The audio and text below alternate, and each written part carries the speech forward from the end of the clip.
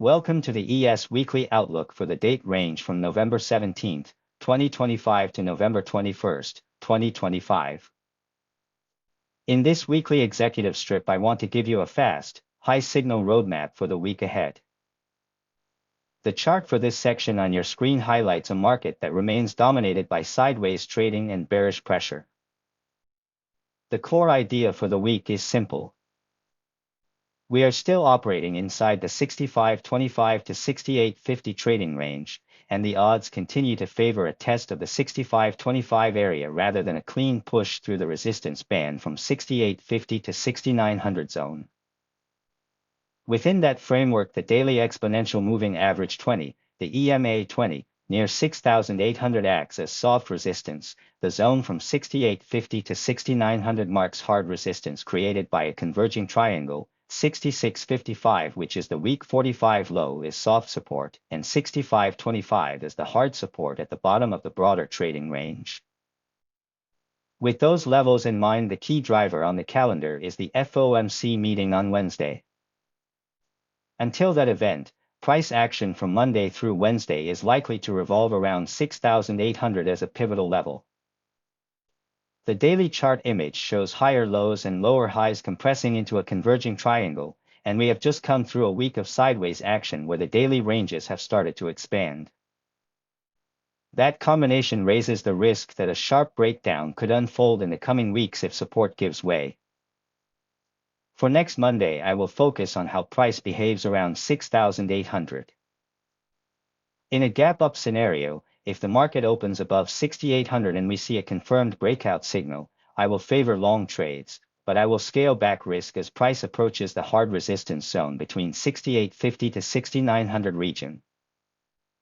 The current structure still makes a direct bullish resumption unlikely, and any upside is expected to stall below 6,900 without forming a sustained uptrend. If we get only a small gap up and the market fails to hold above 6,800, I will instead look for clear short setups or strong reversal signals around that level. In a gap-down scenario, the probability increases that the market will test the soft support at 66.55, and I will prefer shorts on confirmed signals, while respecting that bulls may still try to defend the lower channel.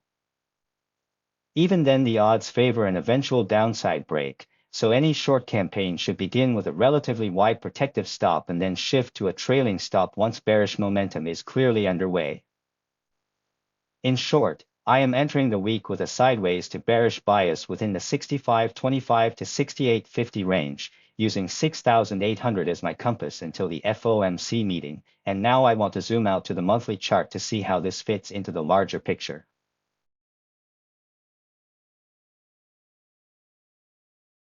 We will now step back to the monthly chart and put the current week into a wider context. The image linked to this section is the monthly view of the ES, and it shows a market that has just come through a parabolic climax of 6 consecutive bull bars and is now transitioning into a pause phase. The official label for the monthly trend here is bearish in the sense that the probability of the current monthly bar closing as a bull bar is below 50%, even though the longer-term uptrend has not yet been broken. After 6 strong monthly bull bars in a row, an inside bar with a shorter upper tail often signals that the side of the market which had been in control is starting to take profits and wait, while the other side experiments with counter-trend positions. That is the environment this text describes. It is still too early to know where the monthly bar will close because there are about 3 weeks remaining in the month, and any strong move in either direction can still reshape the final candle. However, based on the configuration of the current bar and common behavior after 6 consecutive monthly bull bars, the market is more likely to move sideways or deliver only a modest reversal into year-end instead of producing another powerful surge. In practical terms, that means I expect trading over the coming weeks to stay mostly between Zone 2 and Zone 1, retesting the previously broken upper trend line. That retest could happen as soon as next week or sometime before Christmas. As long as price does not produce a decisive reversal back into the larger rising channel, the longer-term uptrend remains intact, and any pullback is still just a correction within that structure. If the upper trend line fails to hold as support, the path opens for a sharper pullback that tests the prior breakout zone and even the monthly exponential moving average 20, the EMA 20. The important levels on this monthly chart start with resistance at the monthly open around 6,877.5 area. Given the current pattern, the probability that this month finishes as a bull bar remains low for now and will need to be reassessed at month end. On the downside, soft support sits at 65.25, which is the lower boundary of Zone 2, and hard support is at 6,242, the prior breakout zone, with additional downside risk extending to the monthly EMA 20 near 5,970 area. All of this adds up to a monthly picture where the market is cooling off after an extended climb, accepting a period of sideways or corrective price action inside an ongoing uptrend, and that backdrop frames the weekly outlook we are about to explore next.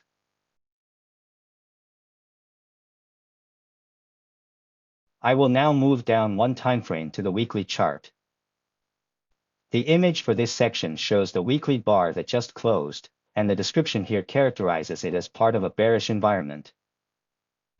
The pattern on the weekly chart is a shooting star with a bearish body and long shadows on both sides. At the same time, the market has been forming lower highs and higher lows, which together create a converging triangle that often leads to a breakout. In this case, the analysis assigns a slight downward bias to that eventual breakout. The weekly bar closed bearish and finished just 0.25 points below the week 45 low, which is a subtle but important sign that sellers were able to push through prior support, even if only by a very small margin. Bulls did try to regain control after price touched the lower boundary of the tight bull channel that has been guiding the advance. However, the daily chart gives us more context. Two earlier attempts to break out from the trading range between 65.20 and 6800 have both failed, which tells us that buyers who chase strength near the top of the range are not getting rewarded right now. During the most recent week, bulls tended to take profits whenever price produced a brief bullish reversal at key levels, while bears leaned into any upside pullbacks to initiate or add to short positions. That behavior from both sides contributes to the mildly bearish price action we are seeing on the weekly timeframe.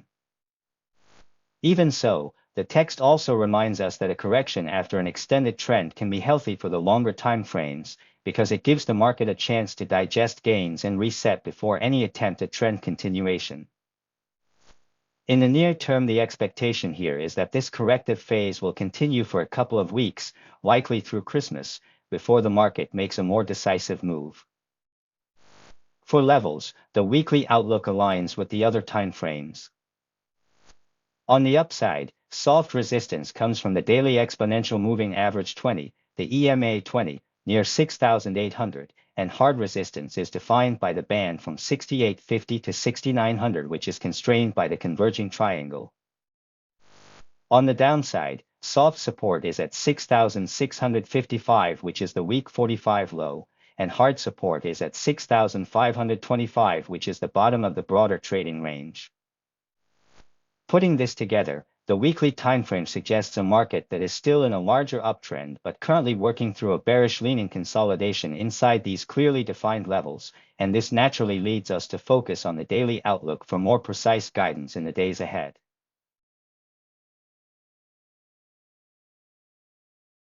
Let us now zoom into the daily chart to refine this picture. The image for this section is the daily view, and the key idea is that the market is expected to trade mostly sideways ahead of the FOMC meeting, with the risk that a hawkish tone, for example a decision to hold off on rate cuts, could trigger a subsequent downtrend. The dominant pattern on the daily chart is a converging triangle built from higher lows and lower highs, and the current analysis assigns a higher probability to a break on the downside.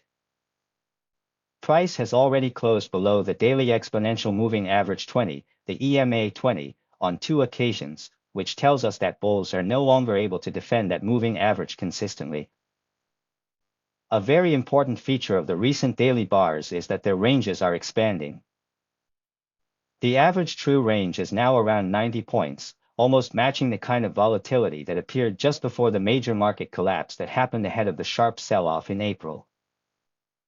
Expanding ranges mean more two-sided trading, with both bulls and bears willing to take big swings, and they usually come before a strong move in one direction. The text also notes that both Monday and Friday formed shooting star bars with long lower tails. Those bars mark key support areas inside the tight bull channel, zones where bulls have been stepping in and bears have been taking profits, so both sides treat those prices as important. Even so, the upper boundary from last week is given greater weight. Instead of pushing to clear higher highs, bulls have become more cautious and are now forming lower highs, which is a sign of hesitation. Around the 6,800 to 6,900 zone, bears have been initiating short positions while bulls have been taking profits, and that combination reinforces the converging triangle structure. When you layer this daily view on top of the weekly and monthly context, the message is that the probability of the market testing successive support levels on the downside is increasing, even if the timing is still tied closely to FOMC risk.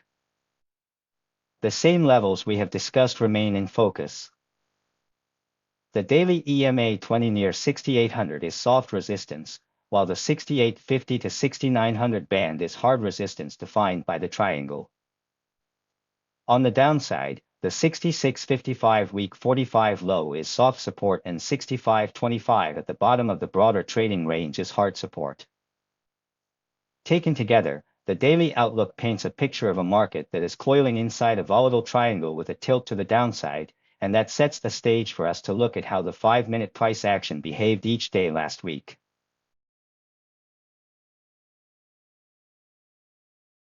I will start the intraday review with last Monday on the 5-minute chart. The image for this section shows the gap up that opened already above 6,800, and it ties directly back to the plan outlined in the prior weekly outlook for week 46, which emphasized patience above resistance. In that earlier plan, a gap that opens above 6,800 in the resistance area called Zone 1 was a signal to slow down and wait for confirmation rather than to chase the open.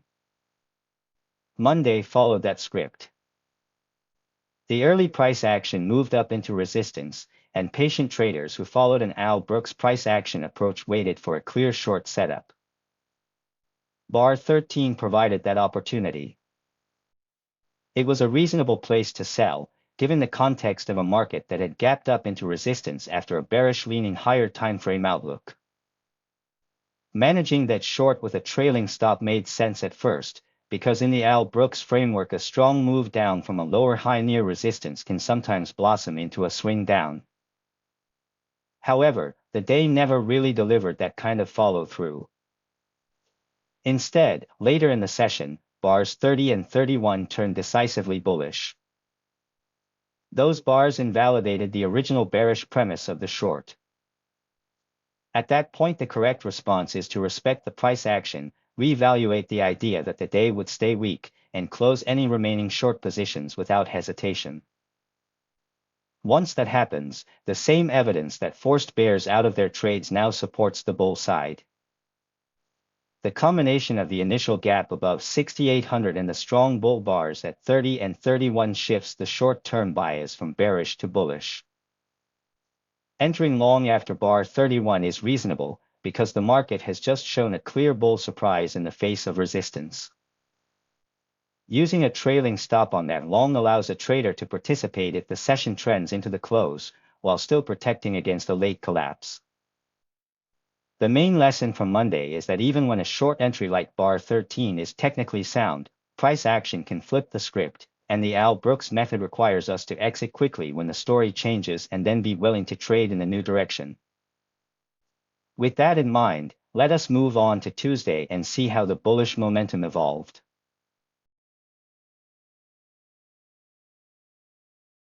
Turning to last Tuesday on the 5-minute chart, we see a very different but related story.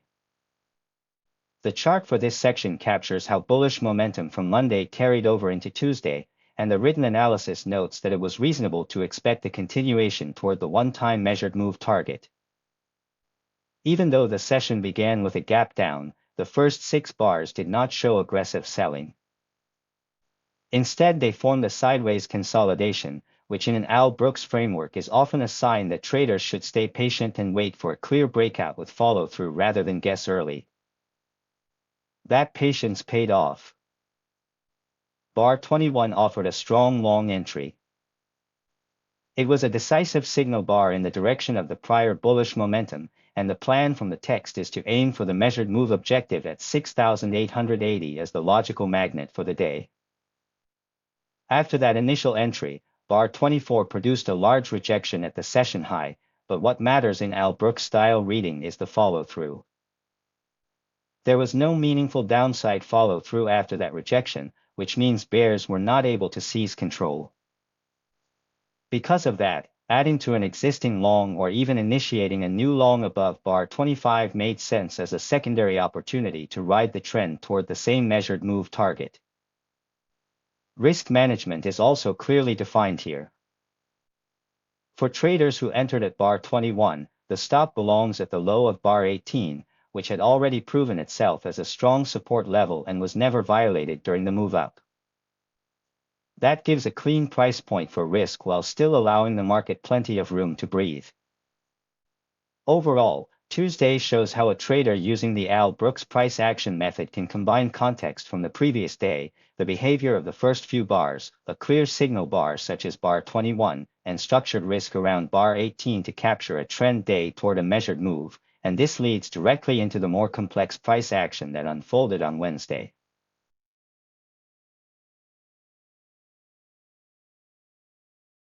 Now let us look at last Wednesday on the 5-minute chart.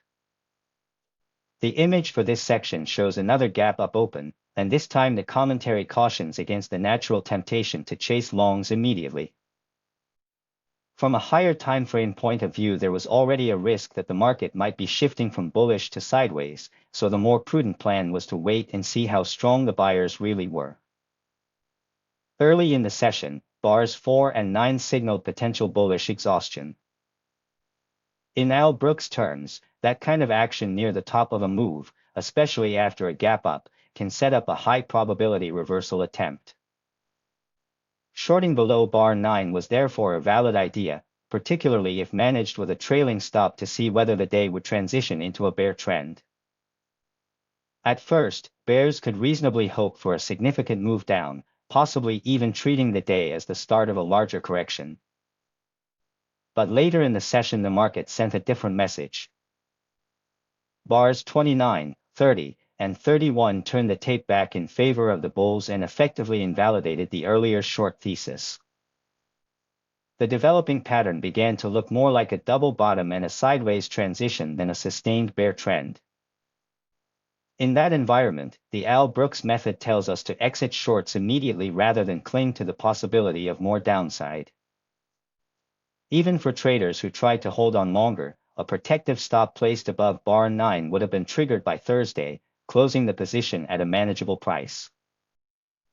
The key takeaway from Wednesday is that a gap up in a maturing trend can produce both tempting long entries and attractive short setups, but the actual outcome may be a shift into a trading range, and the job of the trader is to watch how bars such as 4, 9, 29, 30, and 31 redefine the narrative in real time. With that lesson in hand, we can turn to Thursday, where the market offered a more straightforward bearish theme.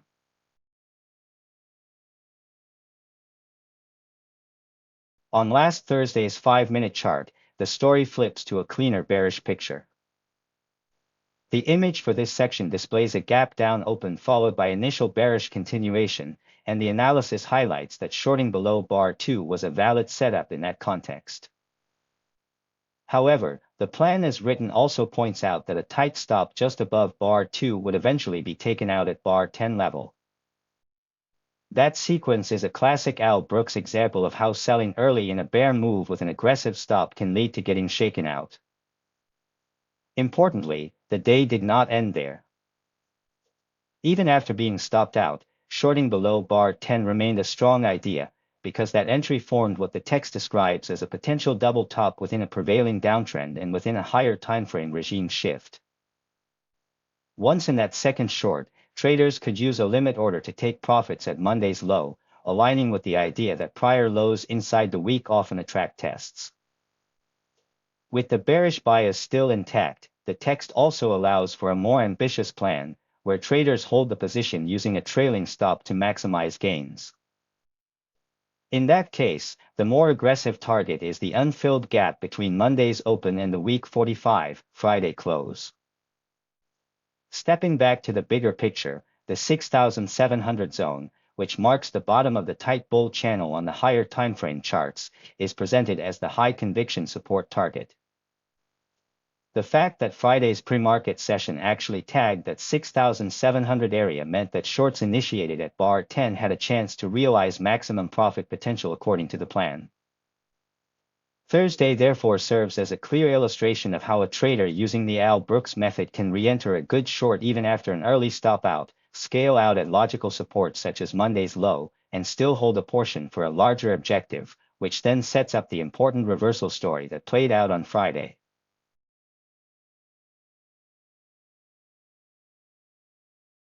Finally, let us review last Friday on the 5-minute chart. The image linked to this section shows how the 6,700 defense assumption, discussed in the prior analysis, was confirmed by the price action. Early in the session, bar 2 produced a strong reversal up from that 6,700 zone.